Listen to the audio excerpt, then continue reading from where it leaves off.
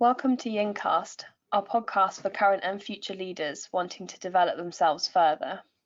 Every month, the Olympic team discuss and share their thoughts on issues and topics that are common in the workplace. Hello everyone, and welcome to this episode of Yincast. On this episode, we're going to be talking about the easing of restrictions that are due to happen on the 19th of July. So on the podcast today, we have my colleagues Roseanna. Hello. And Ben.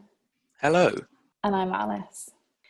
I think we can safely say that the easing of these restrictions has caused mixed reactions for everybody. And it also creates a lot of ambiguity for leaders and for staff. Because as we've said before on similar topics, there's no leadership training for this. So it's a completely new experience for all of us, really. So one of the first things that we wanted to talk about really was the challenge of hybrid working, building hybrid teams and building morale when you're not together, and how that's a challenge. Yes, so one of the challenges that I feel that we've been facing is about which days people should come together in person, because obviously very few companies that I'm personally aware of are going back to full-time office working. But if you have a team of 5, let's say, and you have one person in on Monday, one on Tuesday, one on Wednesday, one on Thursday, one on Friday, that's a completely pointless exercise, and you're just wasting a lot of hours and a lot of money on train tickets. So how can you coordinate when people should come together? How can you agree on that as a team? Yeah, I think that's a really good point. I think it's also thinking about what people are comfortable with, because I know for some people, they can't wait for the restrictions to be over and have a sense of normality. But I also know that for other people, it's a real time of heightened anxiety and the unknown. So I think it's also just being aware that although it's great to get everyone back in the office if you can, for that, as you said, Ben, being together, but it's also being aware that other people may not feel comfortable with that. They might have a real fear and real barriers around that. So that's quite a challenging thing to overcome as well. Yeah, and also then how can you determine what level of precautions you should have in place? Because obviously you could simply have a vote, but if you have in a team of 10, 6 people who are perfectly comfortable with having no kind of precautions, no regular testing for the team, but 4 people who would quite like at least a few small measures, like maybe masks being worn or lateral flow testing for everyone, then you would completely alienate those 4 people by not having any restrictions or safety measures, rather, because a slight majority of your team are comfortable with that. Is it more a case of a chain is only as strong as its weakest link, rather than mob rule?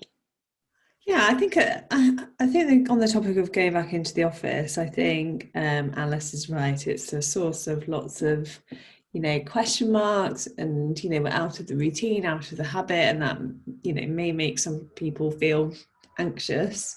And then I think on the other side of it is that lots of people have, as we know, have had this feeling of being stuck, and so actually not going into the office has made them feel anxious. And so it's actually been quite a divider in terms of our approach and our views and perspectives on what the office means. So I think, as a leader, if you want people to come back into the office, we have to sort of redefine what that purpose of coming into the office is. And maybe there's a bit of a shift from what the original purpose was. Maybe we hadn't really thought about what the purpose of the office was, because we just came into work every day. And a lot of our clients are dealing with the question of, what does hybrid working actually look like in practice? And so I think it throws up all sorts of different questions, and it has been a divider of thought and split people's opinions. And I think the solution to that as leaders is just to rethink about what the purpose is of the office, and then find the solutions that work best for your team to meet that purpose. Yeah, I think that's a great point. I think it's also really important, although it might be quite a daunting conversation for some, but to have that conversation about what people want, whether they want to come back into the office, and if they don't, then what their worries are, what's holding them back, and to try and move forward and help them through that together if possible. I think it's really important. Communication is really, really important here, and that everyone feels listened to and a part of the conversation, rather than it being decided and they feel like they're not in control. Because I think for a lot of people this year, they haven't felt in control of a lot of things. I think that also related to this idea around what it means to come back into the office means, what does it mean for us as a team to work together remotely versus in an office together? And we have lots of conversations about high performing teams, and we have clients who have high performing teams in a virtual environment, but I think there is a question about how do we build morale, get to know each other, and how do we use online, if we are using online, how do we do that in terms of driving high performance? We have spoken in previous webinar strategy cafes about it's quite difficult to spar, it's quite difficult to properly debate on using Teams or Zoom or whatever we're using, in the sense that it's kind of easier to not have the conversation. So when we then think about high performing teams, we know that to get to high performance, we need to learn how to have difficult conversations. We need to have that sense of being connected and trust to be able to do that, to have those difficult conversations. And so I think you can do that online. I think everybody just has to be in the mindset and prepared that online is the forum for our high performance, and that means that we also need to learn how to have difficult conversations online as well. So we have to use online as a tool for all of these conversations. So I think it is possible, but I'm interested to hear what you two think. I would say that I agree with you largely, because you are right. It is a lot harder to have a difficult conversation remotely, especially if it's between more than two people, because of things like a delay in the sound or video stream, or if someone's voice cuts out, it can often really diminish any points you're trying to make. So it's important that we can either learn how to do this better or work around those issues in order to effectively solve the problems that we're facing. Yeah, I agree with that as well. I think it's also just about setting the bar as to what we expect from our conversations as a hybrid team. As you said, Roseanna, we need to have those difficult conversations. We can't avoid them. And working out what works best for us and our team as to how we, one, of course, have those conversations, but two, learn from them and move forward after having those conversations. And you can't give each other a sort of hug or go for a coffee afterwards, and that's quite challenging. But I do think that setting the sort of ground rules around how we have hybrid calls and not allowing people to check out. I suppose it's a lot easier to just check out when you're online. It's easy to just mute yourself and turn your camera off, and you can't do that in person. You can't, no one would ever just walk out of the room with no explanation. It's very rare that that would happen. And so I think people need to feel comfortable, but they need to know that, you know, this is how we do these calls, and this is what's sort of expected in the workplace when you're having these conversations. I completely agree, Alice. I think people really need the clear expectations of, you know, how they're going to work.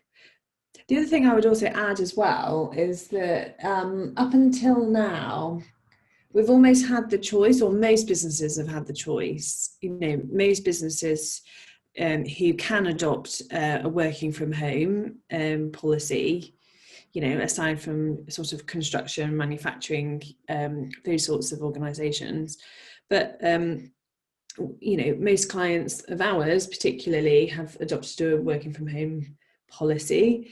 And in the recent months, there has therefore been a choice of whether people are going into the office or not. So you may have, you know, a split workforce of people that have at any opportunity that has been allowed to, they have gone into the office to do their work.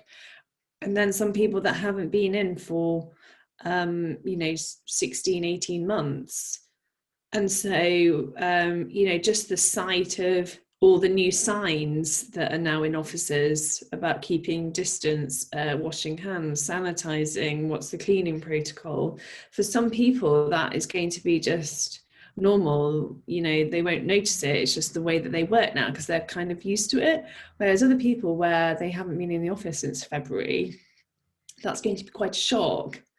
So that's going to feel as much of a change as it did back in February when we all started working from home permanently. And so I think we just need to be mindful that you might be used to it, and you might be aware that other people might not be used to it. So that's quite obvious. But actually, what does it mean for that person who's not been on a train, not been into the office, and now their element of choice has been taken away? So, and I think we, you know, the conversation around that and making people feel comfortable, but also that it's a positive experience, and allowing it to be a positive experience so people feel like they're making a good choice when they're going into the office. And so I think it becomes less of a health risk, and it's more just more of a social cultural risk. We're really keen to hear more of your thoughts and feelings and sharing your experiences with us about how you are approaching, you know, the new freedoms that we have. You know, what's your own personal response and what's your business response? So we will be putting a post out on social media on this, and we'd love to hear your thoughts. So on this podcast, we've spoken about the challenges of hybrid working, the importance of communication, and keeping in mind the anxieties staff are likely to have coming into the office as things open up on the 19th. As Roseanna said, we'd love to hear from you. What are your plans? Are you going to go back into the office full-time, part-time, or are you going to continue working remotely? We will be posting the poll up on LinkedIn, so keep an eye out for that on our social media. Thanks for listening. Thank you for listening to this episode of Yincast. We hope you enjoyed it. To get the heads up on future podcasts, you can sign up to our mailing list through our website, alembicstrategy.com, in the Get Involved section. If you enjoyed this, then you might also be interested in our other events. You can sign up to our newsletter for updates on our latest events and articles. Also, look out for Strategy Cafe, our regular leadership webinar, where Nick, our MD, interviews prominent leaders.